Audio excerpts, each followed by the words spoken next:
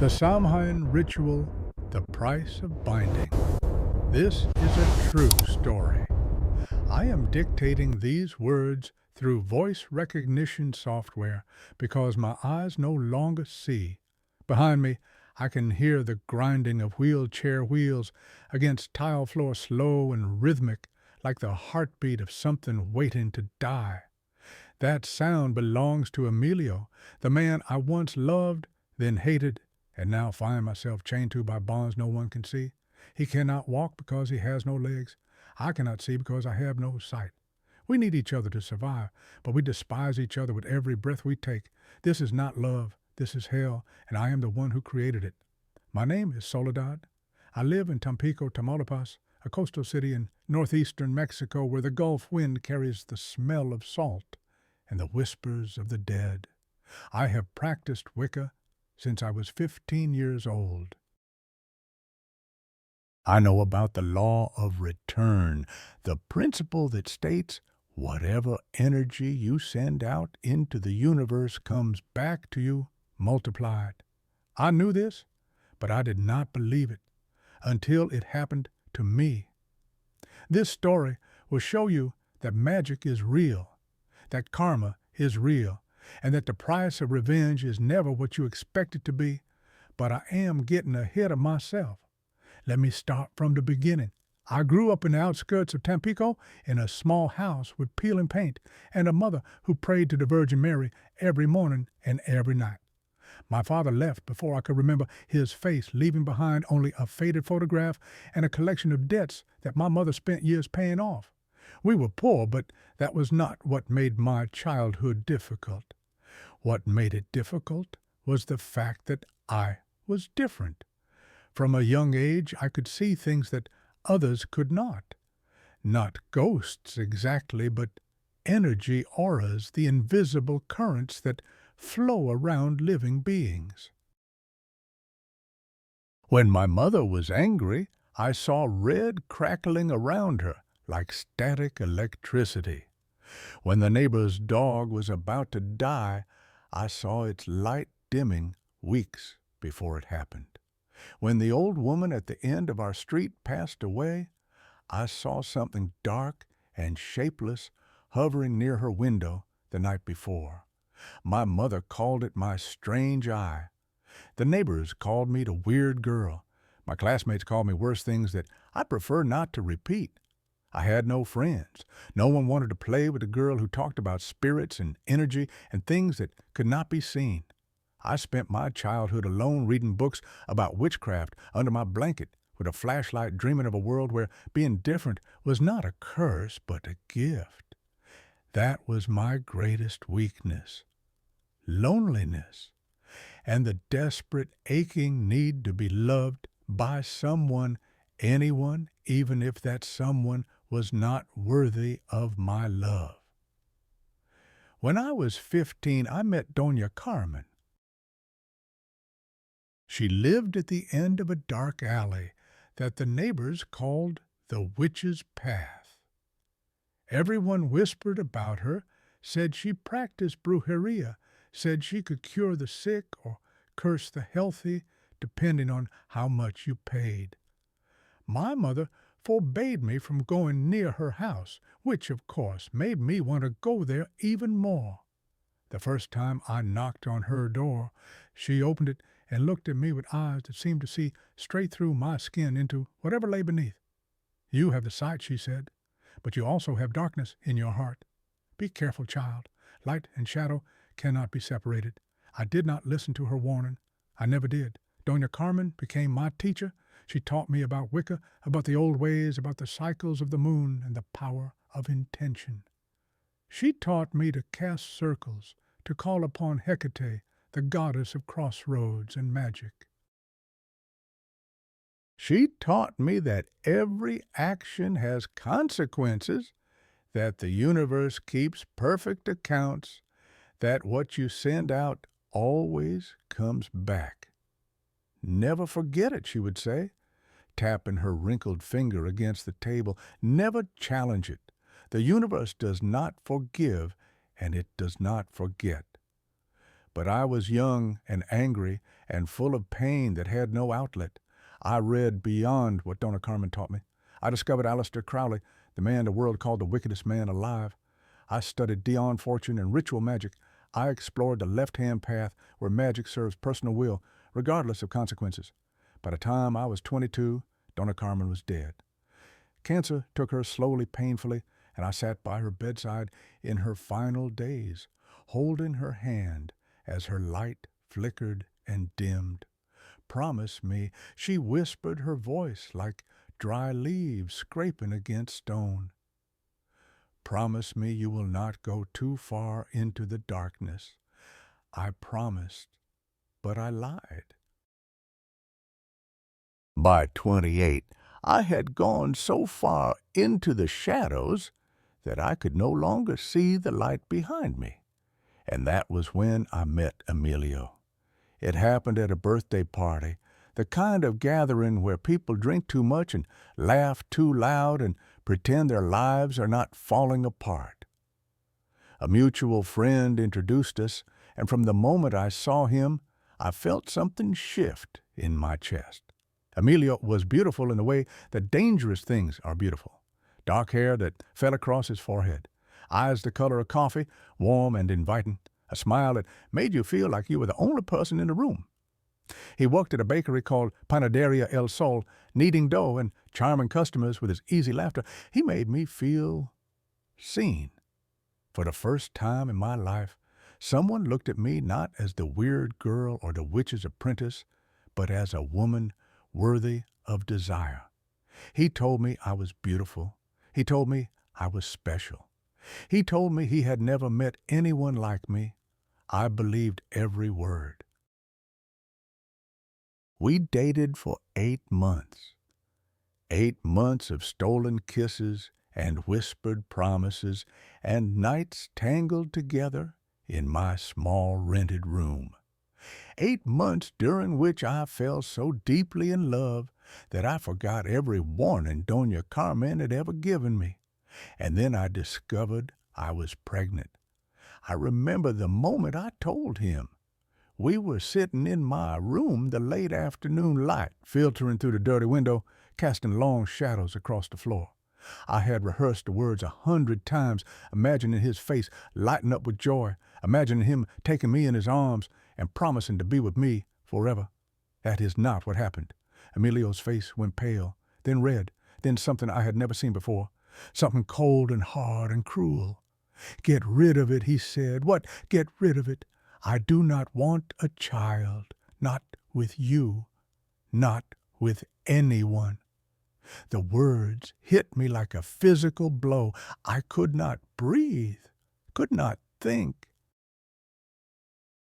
could not understand how the man who had held me so tenderly just hours before could now look at me with such contempt. And then he told me the truth.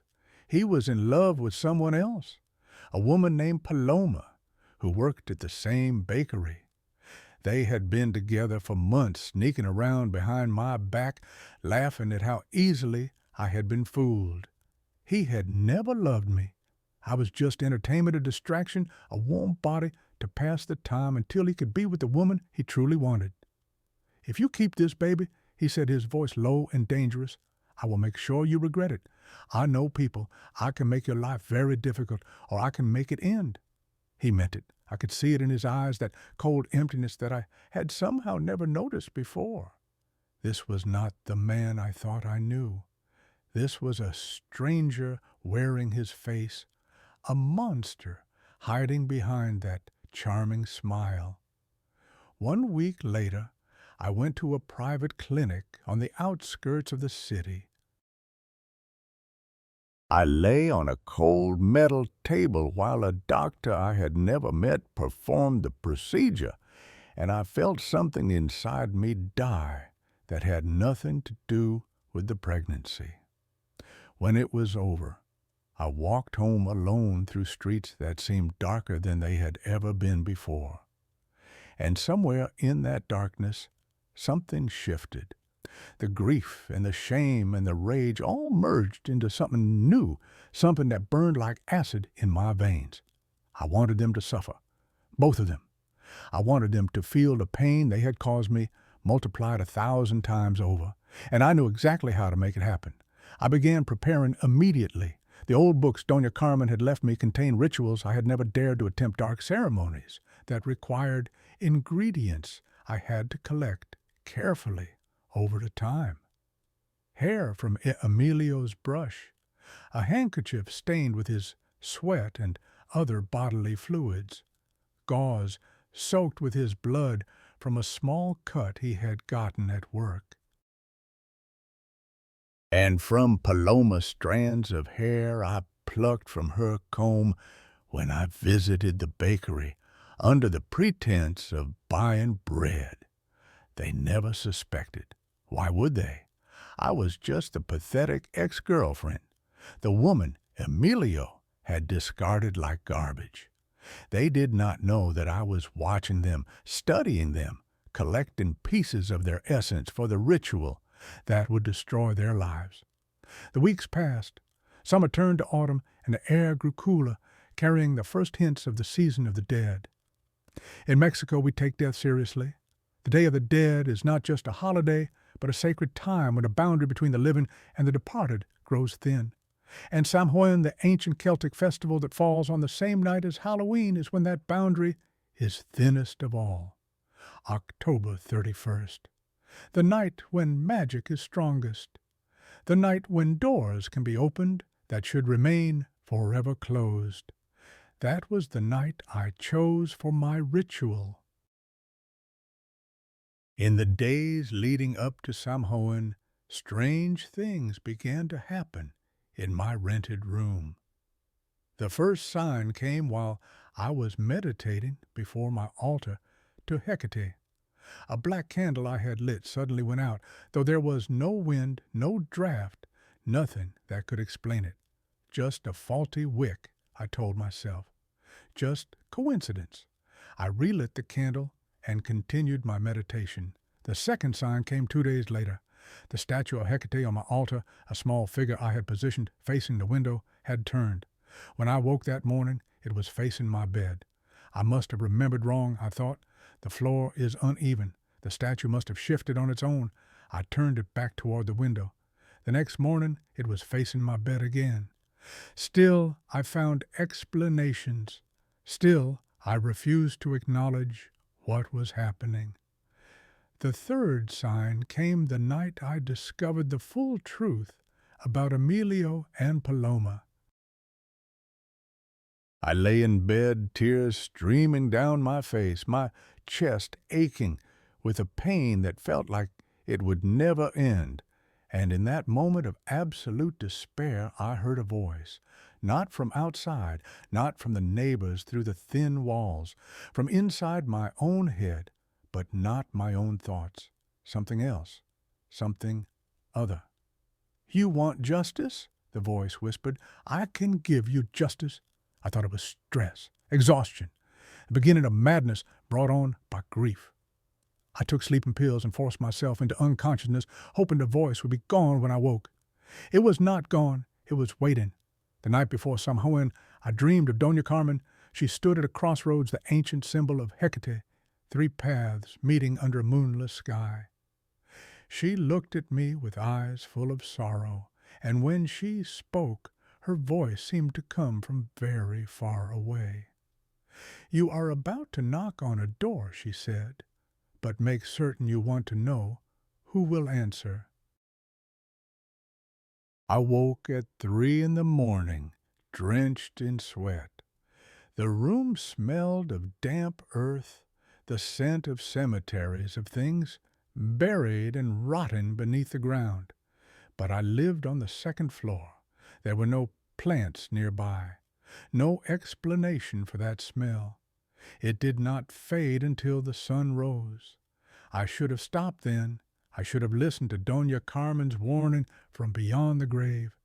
I should have remembered everything she taught me about consequences, but the anger inside me was too strong, the pain too fresh, the memory of Emilio's cold eyes and cruel words too vivid.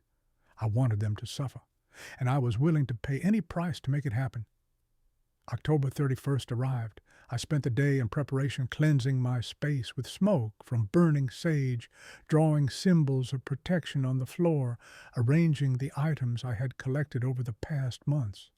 The candles were black, made from beeswax mixed with graveyard dirt. The salt was black, too, charged with negative energy under 3 new moons. The altar was arranged in a pattern I had found in one of Doña Carmen's oldest books, a configuration designed not for protection or healing, but for harm. As the sun set over Tampico, painting the sky in shades of red and orange that looked like fire, I felt the air in my room change. It grew heavier, thicker, harder to breathe. The shadows in the corners seemed to deepen, as if something was gathering there, watching, waiting. At 11 o'clock, with 1 hour remaining until midnight, I began. I sat within a circle of black salt, 5 black candles arranged in an inverted pentagram around me. The statue of Hecate stood at the center, her 3 faces looking in 3 directions, goddess of crossroads and doorways, and the spaces between worlds. I lit the candles one by one. The flames burned higher than they should have, casting dancing shadows on the walls that did not quite match the movement of the light. I began to chant, calling upon Hecate, reciting the words of power I had memorized from the ancient texts. My voice echoed strangely in the small room, as if someone else was speaking with me half a beat behind, like a delayed echo. The air grew cold, the candle flames flickered, and then I felt it, a presence, something that had entered the room without opening the door, something that stood just behind me, close enough that I should have felt its breath on my neck if it had breath to give. I did not turn around. I kept chanting, kept reciting the words, kept asking for what I wanted. Vengeance, suffering, pain for those who had caused me pain. When I cut my finger with the ritual knife and let my blood drip into the bowl containing the ashes of their belongings, I felt a hand on my shoulder, cold, heavy, gripping tight. I turned. There was nothing there, only darkness, only shadows. But the candles exploded upward flames reaching toward the ceiling and then went out all at once, plunging the room into absolute blackness. In that blackness I heard a voice, not the whisper from before, something clearer, something closer. I have heard you. I will give you what you want. But remember, everything has a price. Then silence, complete and total silence. The lights flickered back on. The room looked exactly as it had before. The candles were burned down to stubs as if hours had passed, though it felt like only minutes. The statue of Hecate had turned again, facing my bed, and in a dim light it almost looked like the goddess was smiling. I told myself I had imagined it. Told myself the stress and the emotion had caused some kind of hallucination. Told myself that magic was just ritual, just psychology, just a way of focusing intention. I was wrong. Because within a week, Paloma would lose her baby in a flood of blood. Within a month, her uterus would be destroyed, and she would never bear children again. Within 3 months, she would swallow a bottle of sleeping pills and wake up with half her face paralyzed and her memory full of holes.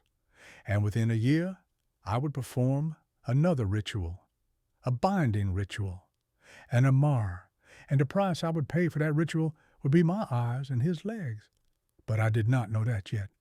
That night, after the candles went out and the voice fell silent, I climbed into bed and fell into a deep, dreamless sleep. When I woke, the sun was shining and the world seemed normal. But in the corner of my room, in the deepest shadow where the morning light could not reach, something remained. I could not see it clearly, but I felt it. And sometimes in the quiet moments before sleep takes me, I still feel it now. The first sign that the ritual had worked came exactly 1 week after Samhain. I was walking through the municipal market near the port, where fishermen sell their morning catch and old women haggle over the price of tomatoes. The air smelled of brine and overripe fruit and the particular dampness that never quite leaves Tampico. I was not looking for Emilio. I had trained myself to avoid the streets near the bakery, to take longer routes, just so I would not risk seeing his face. But fate had other plans. I turned a corner, and there he was, standing near a fruit vendor, examining a pile of mangoes with the casual indifference of someone who has never known real suffering. My first instinct was to run, to hide, to disappear into the crowd before he could see me. But something made me stop. Something made me look closer. He was thinner, not dramatically so, not the kind of weight loss that makes people gasp and ask if you're ill. But I had memorized every line of his body. During those 8 months together had traced my fingers along his ribs and his collarbone and the curve of his spine. I knew him in ways he would never know himself, and I could see the difference. His cheekbones were sharper, casting shadows that had not been there before. His eyes seemed sunken, ringed with darkness like bruises. His skin, once warm and golden from the Gulf sun, had taken on a grayish pallor that reminded me of fish left too long on ice. He looked up and saw me staring. For a moment, something flickered in his eyes. Fear, perhaps, or recognition of something he could not name. Then he turned away quickly, abandoning the mangoes, walking in the opposite direction with steps that seemed less confident than I remembered. That night I sat before my altar and smiled. The news about Paloma came 2 weeks later. Emilio called me at 2 a.m, his voice cracking and desperate in a way I had never heard before. I should not have answered.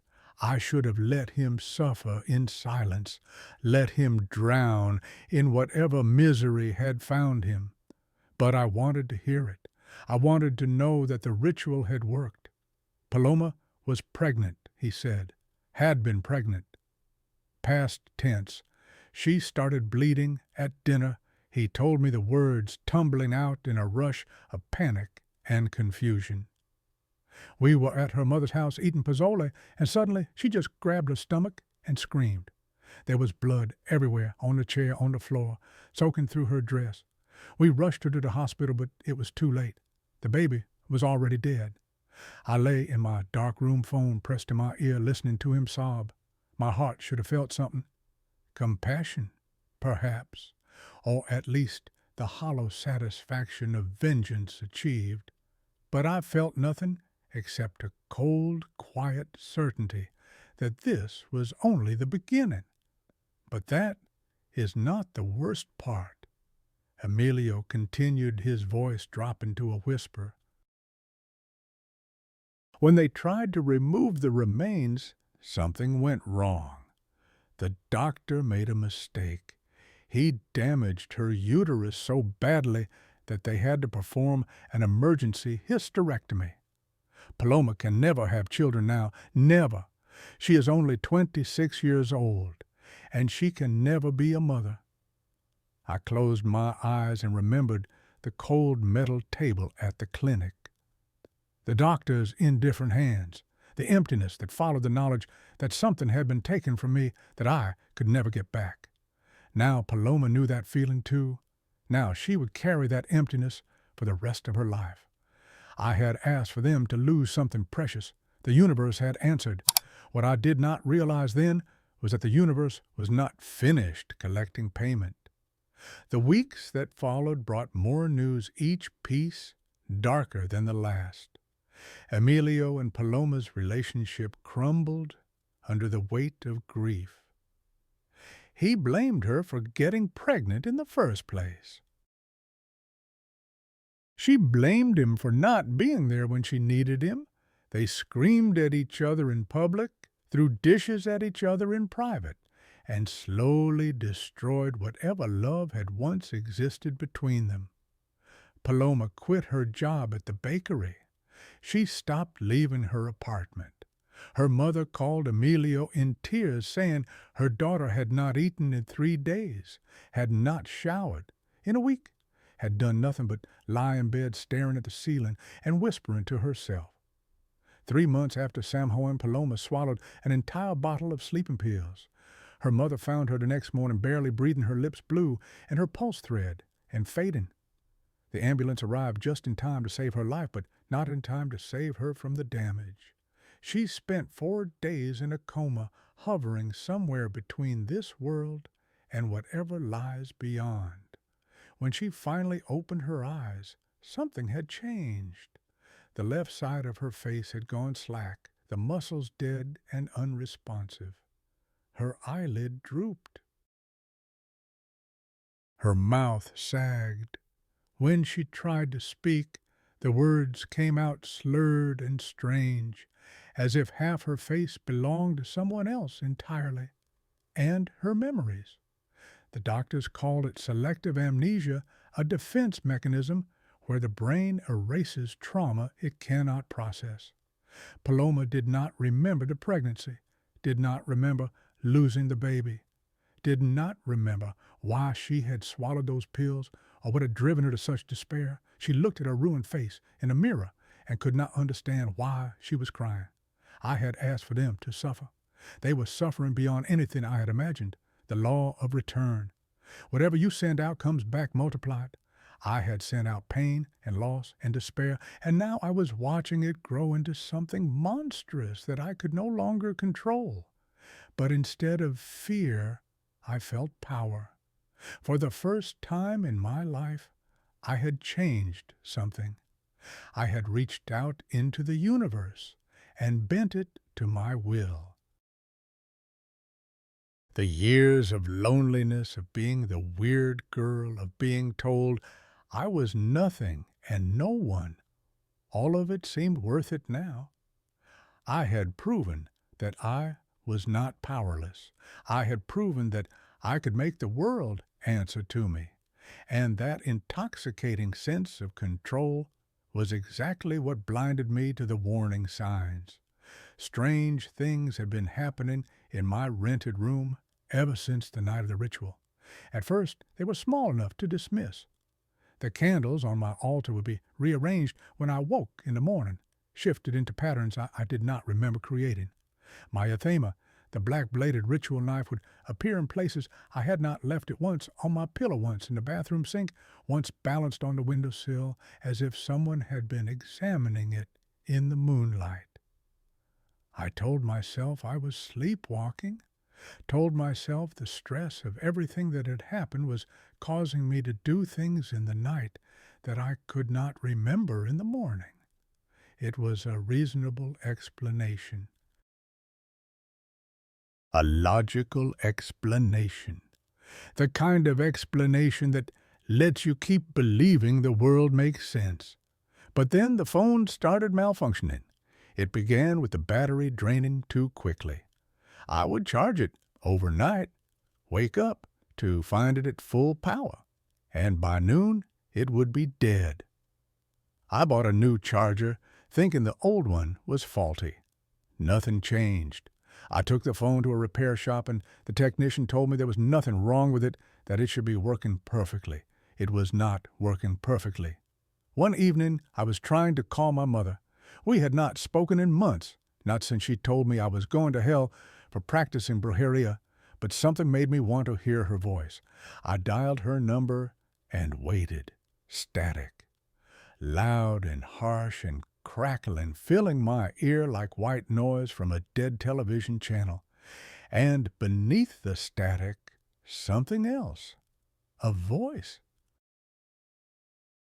Whispering words I could not quite make out in a language I did not recognize, with a cadence that made my skin crawl and my stomach clench.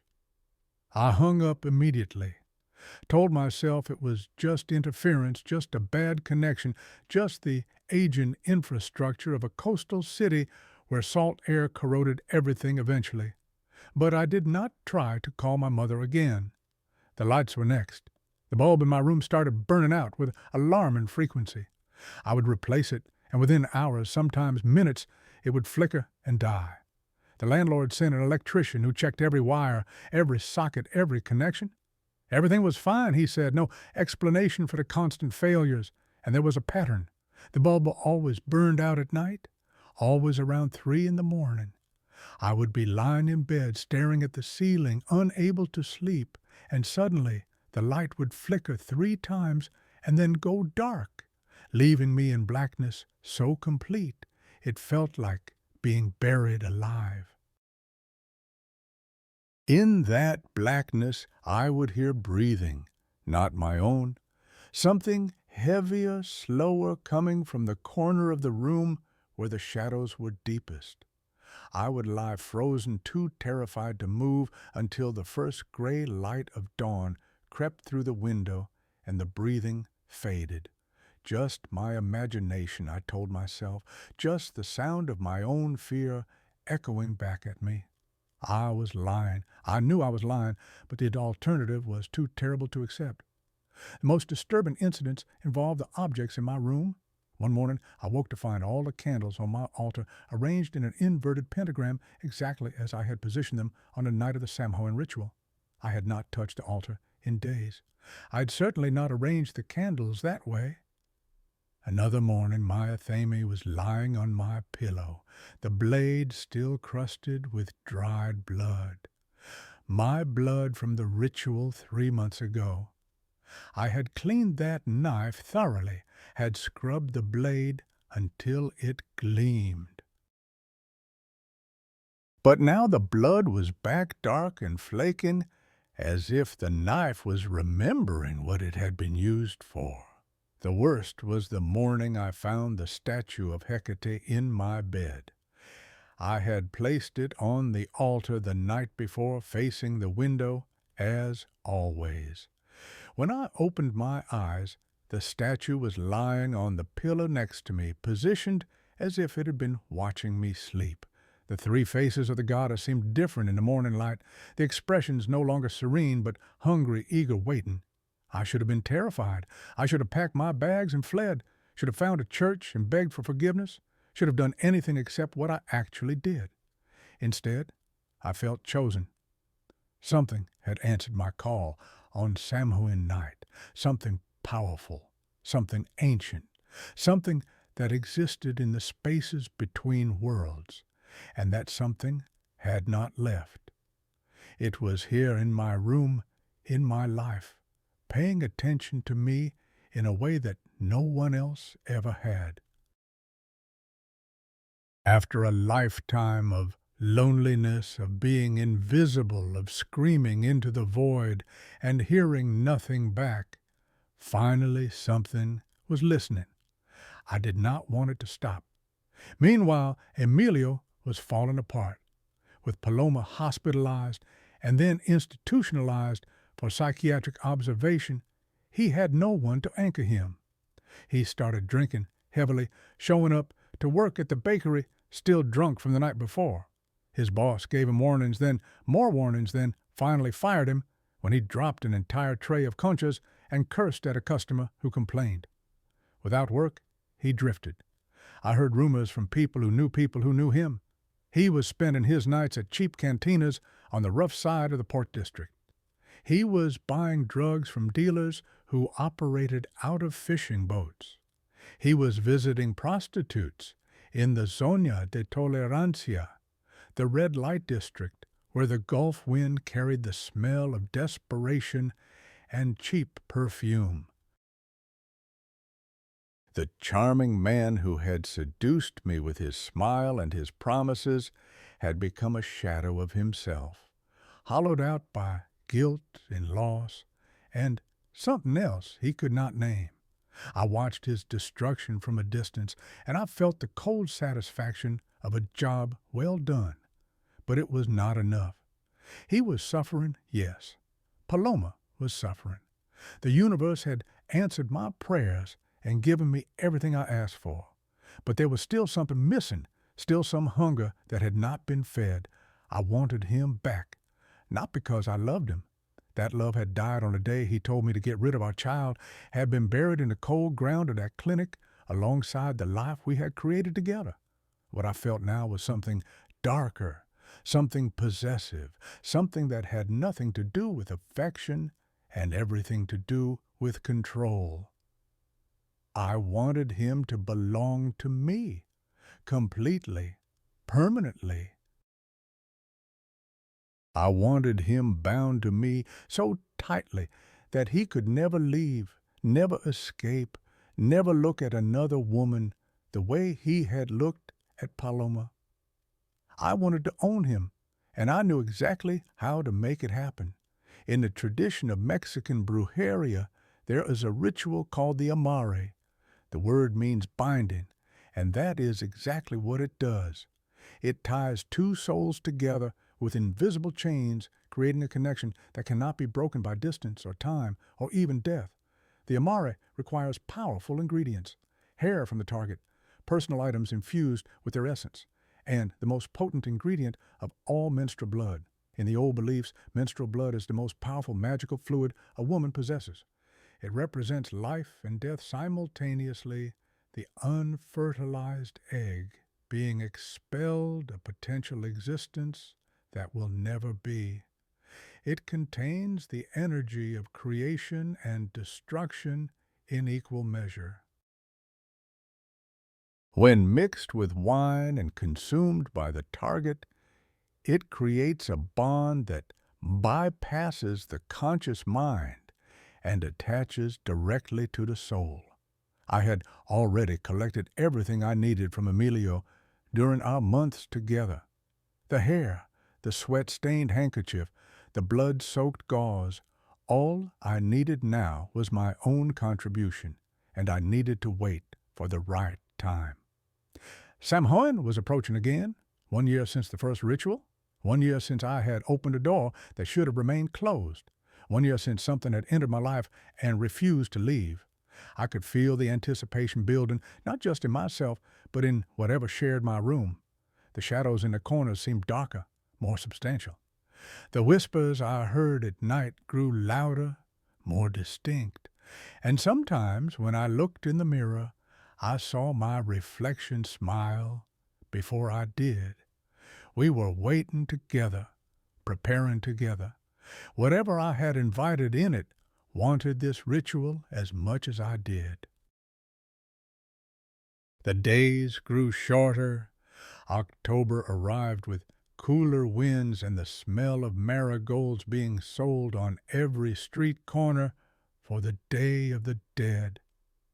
Tampico transformed itself for the season, altars appearing in windows and doorways, photographs of the deceased surrounded by candles and offerings. I built my own altar, not for the dead, but for what was to come. I collected my menstrual blood, carefully storing it in a glass jar in the refrigerator behind the milk and the leftover beans. The sight of it made me nauseous, but I forced myself to accept what I was about to do. This was the price of power. This was what it meant to take control of your own destiny. I visited the store where they sold wine and chose a bottle of cheap Chilean red, the same brand Emilio always drank. I imagined him raising the glass to his lips, swallowing my blood, without knowing, binding himself to me with every sip. The thought should have disgusted me. Instead, it excited me. 3 days before Samhain, I made my move. I found Emilio at a cantina near the port, slumped over a table littered with empty glasses and cigarette butts. He looked even worse than the last time I had seen him. His clothes were stained and wrinkled, his hair greasy and unkempt, his eyes bloodshot and empty. When he saw me, something flickered in those dead eyes. Recognition, shame, and beneath it all, desperate hope. "Soledad," he said, my name slurring slightly on his tongue. "I did not expect to see you here. I sat down across from him and let the silence stretch between us, let him squirm, let him wonder why I had come. I heard about Paloma, I finally said. I am sorry. The lie came easily. I had practiced it many times. Emilio's face crumpled. She was the love of my life, he whispered. And now look at her. Look at what happened. It is like God is punishing me for something, but I do not know what. I reached across the table and took his hand. The touch made my skin crawl, but I forced myself to hold on to squeeze gently, to offer comfort I did not feel. Maybe you need someone to talk to, I said. Someone who knows you, someone who does not judge. He looked at me with those empty, desperate eyes, and I saw the moment he decided to trust me again. The moment he let himself believe that I had forgiven him, that I wanted to help him, that the woman he had betrayed and threatened could somehow become his salvation. Foolish man. He had no idea what I really wanted. Over the next 3 days, I reeled him in slowly. Coffee at a quiet cafe, a walk along the Malecon at sunset, dinner at a small restaurant where the owner knew my name and did not ask questions. I listened to his confessions, his guilt, his fears. I held him when he cried. I told him everything would be all right, and all the while I was preparing. The night before Samhain, I invited him to my room. He hesitated at first, perhaps remembering what had happened between us, perhaps sensing something wrong in the air. But his loneliness was greater than his caution. His need for connection overwhelmed his instinct for self-preservation. He came to me like a lamb, walking willingly to slaughter. I had cleaned the room carefully, hiding the altar behind a curtain, removing anything that might remind him of the practices he had once mocked. He used to laugh at my candles, my herbs, my books about the old ways. Superstition, he called it. Nonsense for people who cannot face reality. I wondered what he would say now if he knew that my superstition had destroyed the woman he loved and was about to bind him to me forever. I lit ordinary candles and put on soft music. I poured wine into 2 glasses and handed one to him. He did not notice that my glass was filled from a different bottle. To second chances, I said, raising my glass. He smiled, the first real smile I had seen on his face in months. To second chances, he repeated, and he drank. I watched his throat move as he swallowed, watched the wine disappear into his body, carrying my blood with it. I felt a shiver run through me that had nothing to do with temperature, a sensation of connection being forged, of invisible chains wrapping around both of us. The ritual had begun. We talked for hours, or rather, he talked and I listened. He told me about his childhood, his dreams, his failures. He told me how sorry he was for what he had done to me, how he had not understood the consequences of his actions, how he wished he could go back and make different choices. I nodded and smiled and poured more wine. By midnight, the bottle was empty and Emilio was mine. I could feel it, the bond between us, invisible but present. When he looked at me now, there was something different in his eyes, not just affection or gratitude, but need. Deep, desperate, consuming need. He would never leave me now. He would never be able to leave me. I had won. But as I lay in bed that night, Emilio sleeping beside me, I became aware of something else in the room. Whatever had been watching me for the past year was closer now, more substantial. I could almost see it in the darkness, a shape that was not quite human standing at the foot of my bed. And for the first time, I heard it speak clearly. The ritual is not complete, it said, the voice like wind through dead branches. There must be a seal, a price paid in blood and flesh. Tomorrow night, when the veil is thinnest, I will collect what is owed. I opened my mouth to ask what it meant, but the room was empty again, leaving only the smell of damp earth and the echo of something that might have been laughter. I should have been afraid. I should have woken Emilio and fled, should have driven as far from Tampico as we could get before the sun rose. Instead, I closed my eyes and smiled. Tomorrow was Samhain. Tomorrow, everything would be complete. I did not know then that the price would be higher than I could have ever imagined, that the road from Tampico to Ciudad Madero would become our altar of sacrifice, that the headlights of a container truck would be the last clear thing I would ever see. But I would learn. Before the night was over, I would learn exactly what it means to bargain with forces beyond human understanding, and I would spend the rest of my life paying for that lesson. The morning of October 31st dawned gray and heavy, the sky pressing down on Tampico like a hand ready to crush whatever lay beneath. I woke early, slipping out of bed without disturbing Emilio, and stood at the window watching the clouds gather over the gulf. Something was coming. I could feel it in my bones, in the way the air seemed to vibrate with anticipation. The barrier between worlds was thinning with every passing hour, and soon, very soon, it would be thin enough to tear. Emilio stirred and reached for me, his hand finding only empty sheets. I heard him murmur my name, confused and still half asleep, and I felt the pull of the bond I had created. He needed me now, needed me the way an addict needs their drug. The ritual was working exactly as intended. I went back to bed and let him hold me, let him believe that everything was normal, that this was just another morning after a night of reconciliation. He could not see what I saw when I looked at the corner of the room, the shadow that was darker than it should have been, the suggestion of a shape waiting for what was to come. Tonight, I thought, tonight, it all comes together. We spent the day together, walking through streets decorated for the dead. Children in skeleton costumes ran past us laughing. Old women sold sugar skulls and papal picado from makeshift stands. The smell of incense and marigolds was everywhere, mixing with the salt breeze from the Gulf. Emilio held my hand and talked about the future, about finding a new job, getting clean, starting over.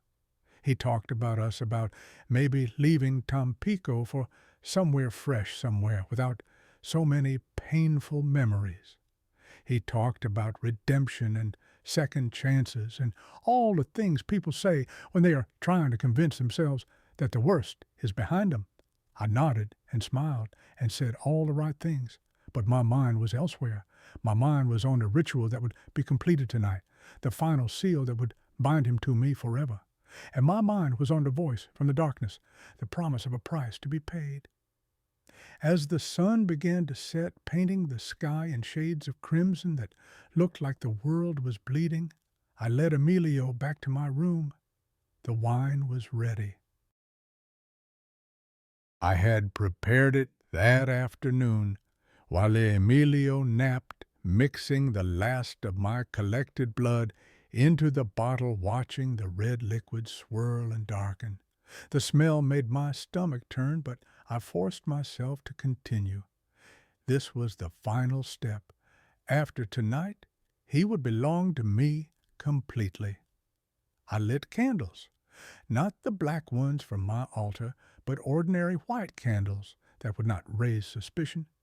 I poured wine into 2 glasses, careful to give Emilio the one from the prepared bottle. He drank without hesitation and trusting me completely. That trust should have made me feel guilty. Instead, it made me feel powerful. We talked, we laughed, we drank more wine, and with each passing hour, I felt the bond between us growing stronger, tighter, more absolute. By 10 o'clock, the bottle was empty. "I need to get out of here," Emilio said suddenly, standing up from the bed. "I feel strange. I need air." His face was pale, his movements unsteady. The ritual was affecting him, I realized. The mixture of blood and magic was doing something to his body that I had not anticipated. "Let us go for a drive," he said, "along the coast, like we used to." I should have refused, should have made some excuse, should have kept us safely inside until the morning came. But something compelled me to agree, something that was not entirely my own will. We went down to his car, the old Nissan Tsuru he had owned for years. The engine coughed to life, and we pulled out into the night, heading toward the federal highway that connected Tampico to Ciudad Madero. The road was dark. The clouds that had gathered all day now blocked the moon and stars completely, leaving only the weak yellow glow of the headlights to guide us. Emilio drove too fast, as he always did, one hand on the wheel and the other holding a can of beer he had grabbed from the back seat. I should have insisted on driving, should have taken the keys from him. But I was too focused on what I was feeling, the bond between us pulsing like a second heartbeat, the sense of ownership and possession that filled me with dark satisfaction. He was mine now, truly and completely mine. And in the back seat, in the shadow, where the light could not reach, something was waiting.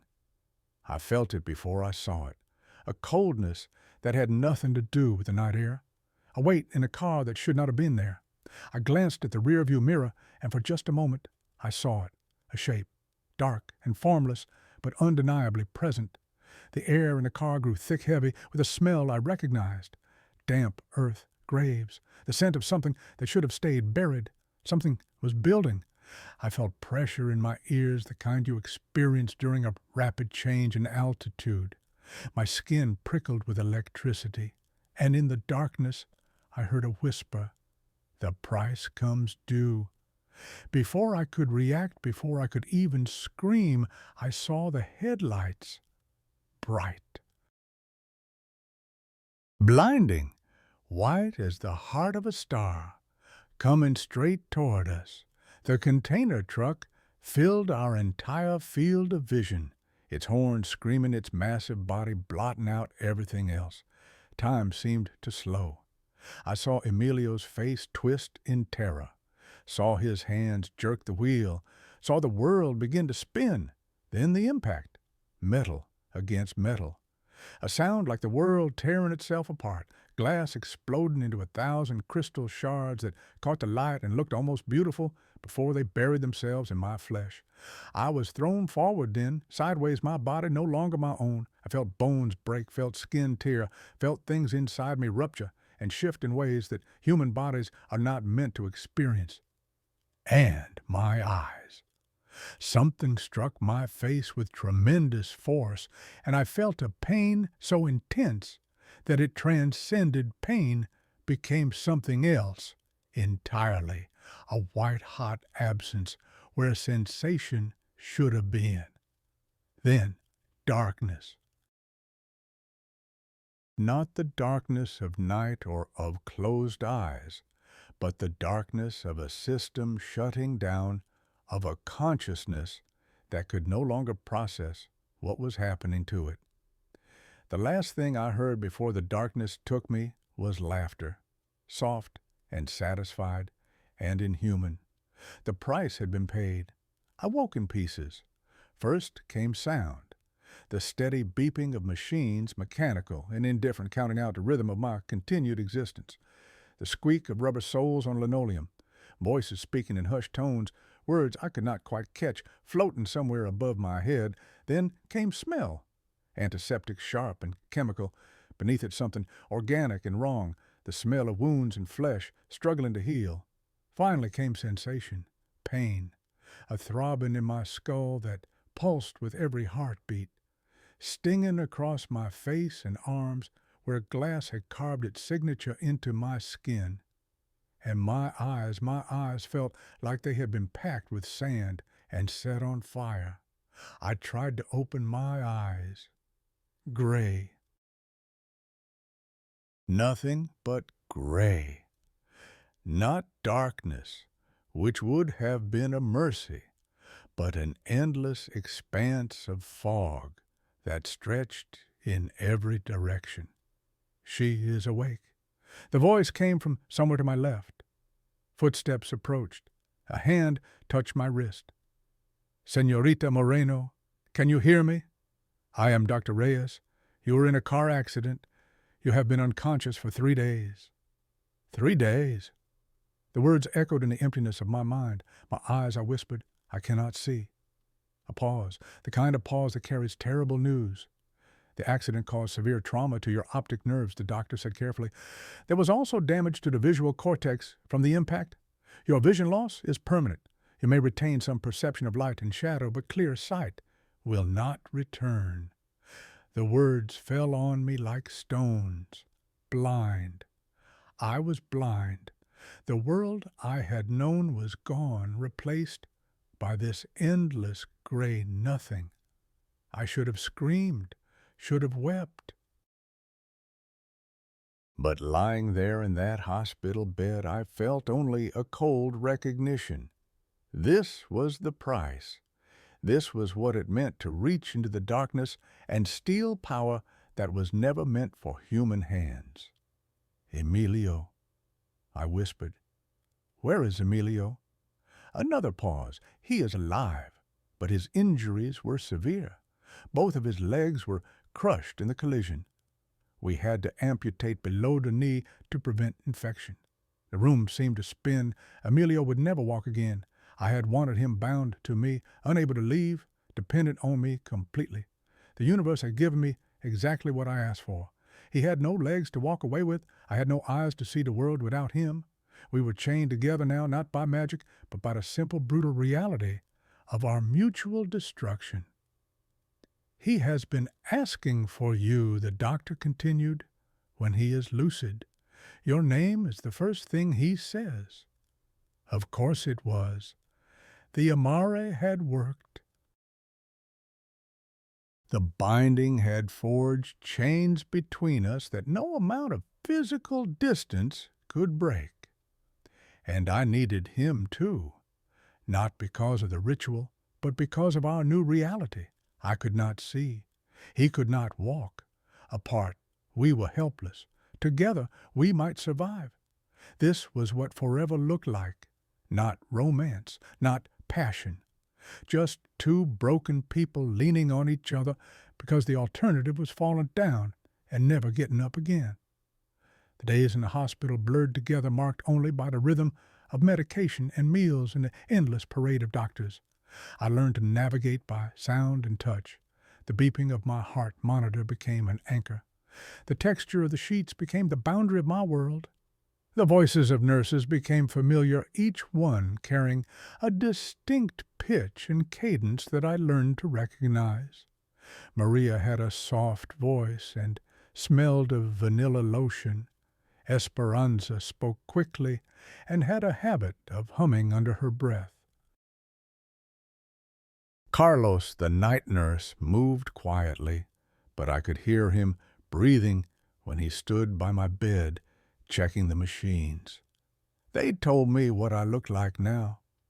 The glass from the windshield had cut my face in several places, leaving scars that would fade but never completely disappear. My eyes were bandaged, though there was nothing beneath the bandages that would benefit from protection. My hands were wrapped where I had instinctively raised them against the impact. I was lucky, they said. Lucky to be alive. Lucky. I turned the word over in my mind like a stone with sharp edges. On the 5th day, they let me visit Emilio. A nurse helped me into a wheelchair and pushed me down corridors that echoed with the sounds of a hospital at work. We stopped in front of a room that smelled of stronger antiseptic, of fresh bandages, and something else, the smell of amputation. He is sedated, Maria said, but you can talk to him. She pushed my wheelchair to the side of his bed and left us alone. I sat in my blindness and listened to Emilio breathe. Shallow breaths, wet and labored. I reached out and found his hand lying limp on the mattress. His skin was cold, the coldness of a body that had retreated inward, focusing all its energy on survival rather than warmth. "I did this to you," I whispered. "I wanted you to belong to me, and now you do. Two broken things that cannot be fixed, chained together forever." Emilio did not respond, but somewhere in the room, in a corner, I could not see, I felt something stir. Whatever had followed me since Samhain was here too, watching, enjoying the spectacle of our destruction. The weeks that followed were an education in helplessness, my other senses sharpened to compensate for the loss of sight. I learned to identify people by their footsteps, their breathing, the particular way they displaced air when they moved. I learned to navigate spaces by echo, by the way sound bounced off walls and furniture. But there were things I could not adapt to. The constant disorientation of not knowing where I was, the vertigo that struck without warning, the phantom images that sometimes flashed across my gray vision memories of light and color that haunted me. Emilio woke from sedation on the 8th day, and his first words were a scream. They had warned him about his legs while he was still groggy, hoping the medication would soften the blow. It had not. The moment he reached down and felt the bandaged stumps where his legs used to be, he screamed with a sound that I heard from 3 floors away. He screamed for hours, then he wept for days. Then he fell into a silence that was worse than both. I visited him every day, sat beside his bed holding his hand. We did not speak much. What was there to say? I had bound him to me with blood and magic, and now we were both paying the price. But even in silence, I could feel the bond between us. When I entered his room, something in my chest relaxed. When I left, that same something pulled taut, creating an ache that had nothing to do with physical injury. We were bound, and the binding was not romantic or transcendent. It was a leash, a collar around both our necks that would choke us if we tried to pull too far apart. 3 months after the accident, they released us. A social worker had arranged for a ground-floor apartment on the outskirts of the city. The rent was subsidized by a government program for the disabled. The space was small but accessible, with wide doorways for Emilio's wheelchair and tactile markers on the walls to help me navigate. They brought us there in an ambulance. I remember the vibration of movement, the way my stomach lurched every time we turned a corner. My body remembered the accident, even if my mind tried to forget. When we arrived at the apartment, the ambulance workers helped us inside and left us alone. Silence. Complete and overwhelming silence. I stood in the middle of what I assumed was the living room, my cane tapping against unfamiliar floor tiles. Emilio sat in his wheelchair somewhere to my left. "So this is it," he said finally. "This is our life now." His voice was flat, drained of all emotion. "Yes," I said, "this is our life." I made my way carefully to the kitchen, using the wall as a guide.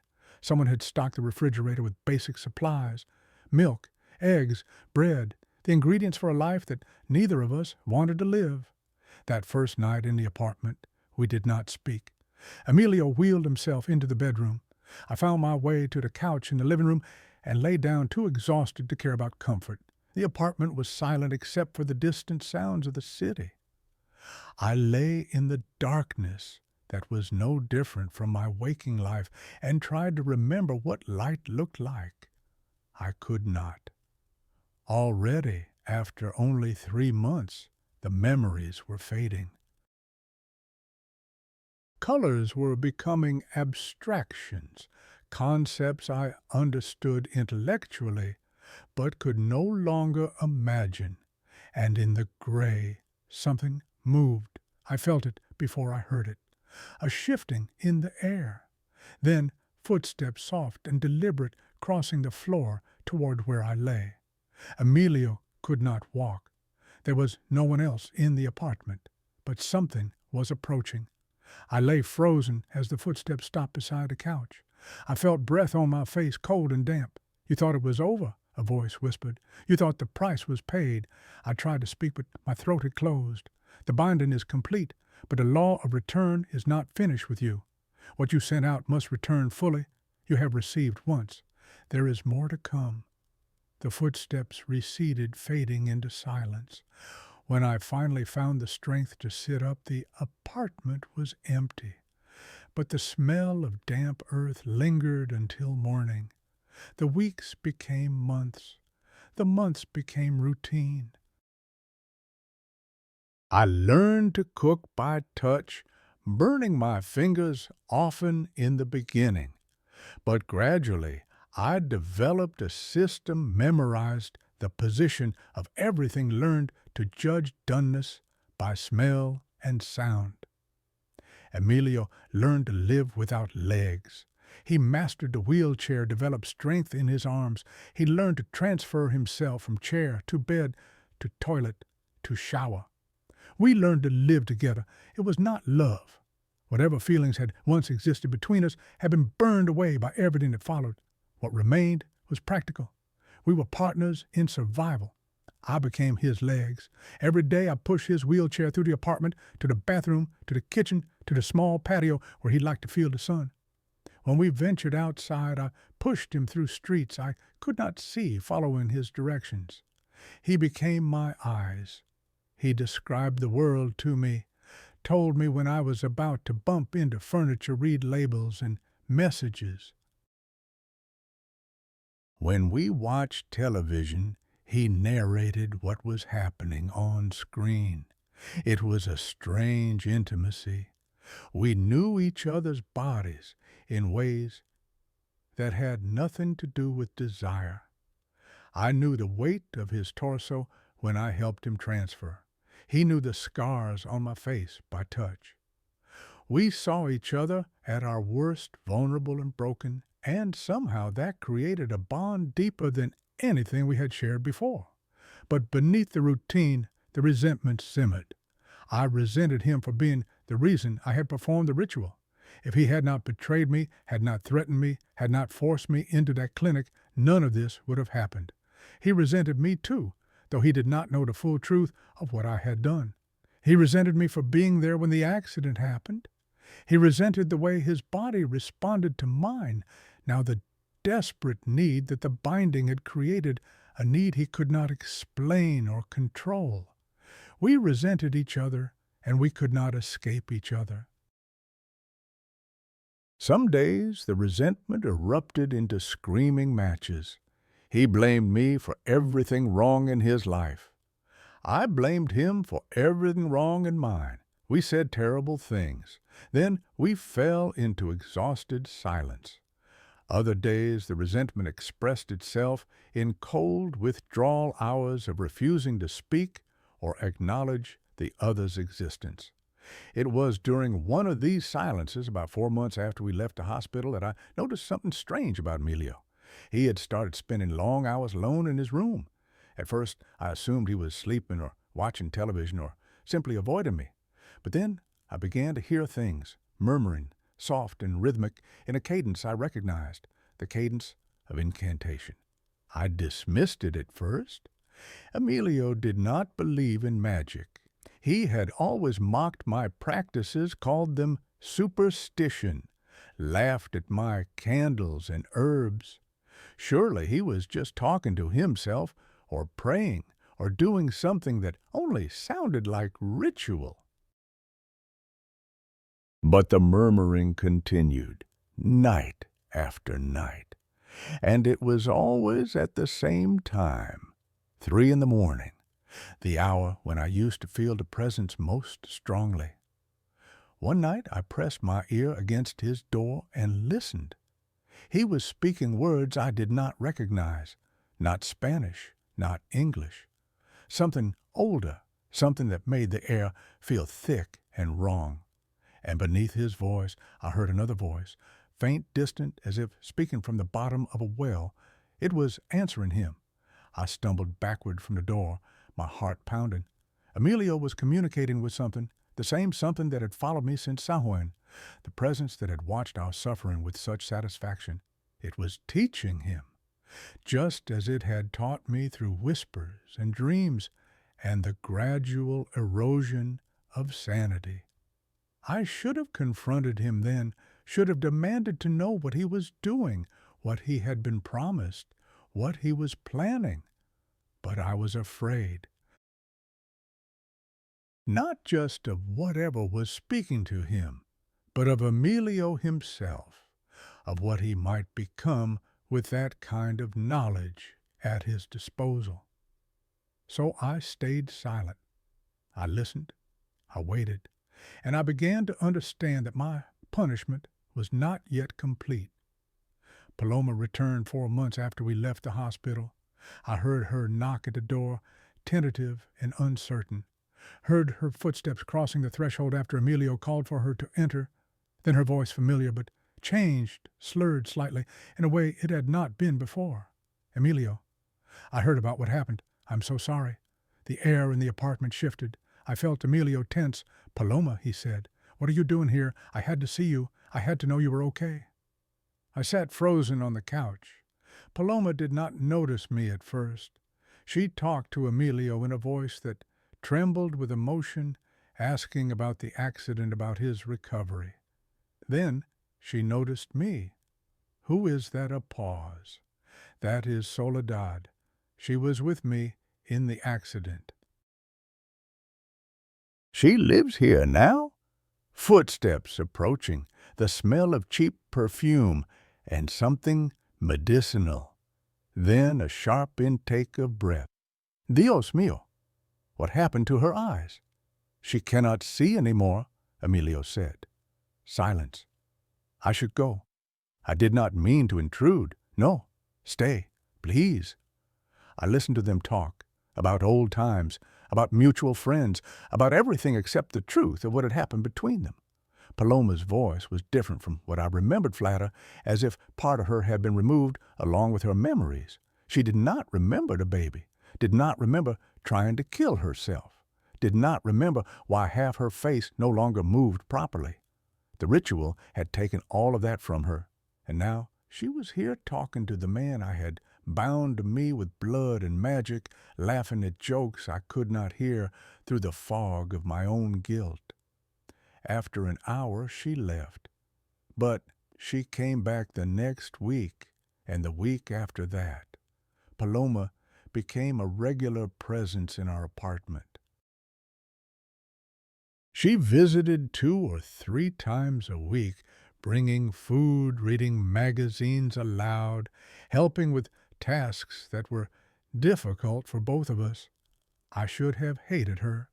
She was the woman Emilio had chosen over me, the reason I had performed the ritual in the first place. But sitting in the same room with her, listening to her damaged voice, struggle with words her damaged brain could not always find, I felt something else entirely. Guilt. She had done nothing to deserve what had happened to her. Yes, she had been with Emilio, but she had not known about me. She was just a woman who had fallen in love with the wrong man and paid a price far exceeding her crime. Her ruined face, her empty womb, her fractured mind. All of it was my doing. And now here she was, caring for us, helping the very people who had destroyed her life. Some punishments are worse than death. This was mine. To sit in darkness and listen to the kindness of a woman I had damned, knowing that I could never confess, never apologize, never make right what I had made so terribly wrong. The months continued. 6 became 8. 8 became 10. A full year passed since the accident. Emilio's strange behavior intensified. The murmuring at 3 in the morning grew longer, more frequent. Sometimes I heard him laughing softly in his room, a laugh that sounded nothing like the man I had known. Sometimes I heard him weeping, and sometimes when I walked past his door, I felt a coldness seeping through the crack, the same coldness I had felt in my old apartment when the presence was near. Whatever he was learning, whatever was being taught to him, it was changing him. I tried to ignore it, tried to convince myself that it was none of my business, that I had no right to interfere after everything I had done. But the dread grew with each passing week. One night, about 10 months after the accident, I woke to find Emilio's wheelchair beside my couch. He was sitting in it silent and still, and I could feel him watching me. "I know what you did," he said. His voice was calm, too calm, the voice of someone who has moved beyond anger into something colder. "I do not know what you mean," I said. My voice trembled. "Yes, you do. The rituals, the curse on Paloma, the binding, all of it." I could not breathe. "How did you find out?" "It told me. The thing you invited in. It has been talking to me for months, showing me things, teaching me things." He leaned closer. I could smell him, the familiar scent of his body mixed with something else, something that reminded me of damp earth and old graves. "You destroyed my life, Soledad. You killed my child. You cursed the woman I loved. And then you bound me to you so I could never escape. I wanted to deny it, wanted to explain. But what could I say?" He knew the truth. Whatever was speaking to him had told him everything. "So now I am going to return the favor," he said. "Everything you did to me, I am going to do to you. The law of return. What you send out comes back multiplied. You taught me that. Or rather, your friend in the shadows did." I heard him wheel away back toward his room, and I lay in the darkness, understanding at last that my punishment had only just begun. The next few weeks were a slow torture. Emilio did not attack me directly. He did not need to. The power he had gained, whatever dark bargain he had struck with the presence, allowed him to wound me in ways that left no visible marks. I would reach for something and find it had been moved. I would walk down a familiar hallway and suddenly feel turned around, lost in my own apartment. I would fall asleep and wake up screaming from nightmares so vivid that I could smell blood and smoke for hours afterward. He was doing to me what I had done to him. Using the binding against me, turning the chains I had forged into weapons. And I could not fight back. I did not have the strength or the knowledge or the will. I had used everything I had in my quest for vengeance, and now I had nothing left. The presence that had once whispered to me had fallen silent. It had found a new favorite. It had no more use for the woman who had opened the door. It was too busy teaching the man who had burned down everything she had built. Paloma continued to visit, oblivious to the war being waged beneath the surface of our daily lives. Her cheerful ignorance was almost unbearable, a reminder of innocence that none of us could ever reclaim. I thought about telling her the truth, confessing everything, begging for forgiveness that I knew I did not deserve. But what would be the point? She would not believe me, and even if she did, it would not change anything. It would only add to her suffering, and she had suffered enough. So I stayed silent. I endured. I waited for whatever end was coming. It came on the 2nd anniversary of the accident. I woke that morning to find the apartment filled with an unnatural cold, a kind of cold that seeps into your bones and makes you feel like you will never be warm again. Emilio was not in his room. I called his name but received no answer. I made my way through the apartment, my cane tapping against floors that felt unfamiliar, as if the space itself had been rearranged while I slept. I found him in the living room, He was sitting in his wheelchair, but something was different. I could feel it in the air around him, a weight, a density, as if reality itself was bending around his body. "Today is the day," he said. His voice was layered, now doubled, as if someone else was speaking with him. The presence. It was there, merged with him, somehow sharing his mouth and his words. I felt myself freeze, not metaphorically, literally. My body would not move, my muscles locked in place by a force I could not fight. "You wanted to bind me," Emilio continued, "and you did. But you forgot something important. A binding goes both ways. When you chained yourself to me, you gave me power over you too, power that I did not know how to use. Until now." I tried to speak, but my voice would not come. "The law of return," he said. "Everything you sent out must come back. The curse on Paloma, the death of our child, the binding that made me your prisoner, all of it is about to return to you."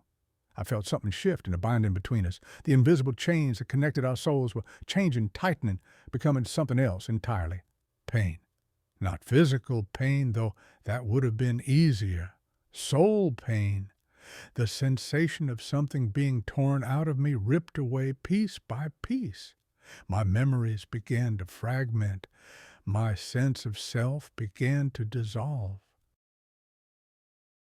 I was being unmade, deconstructed by the same forces I had once commanded. "This is the price," Emilio said. "This is what you owe." And then silence. Complete and absolute silence. I do not know how long I lay on that floor. Time had become meaningless, a concept that no longer applied to whatever I had become. When I finally regained enough coherence to move, the apartment was empty. Not empty of furniture or objects, empty of presence. The thing that had haunted us since Samhain, the weight that had pressed down on every moment of the past 2 years, was gone. And so was something else.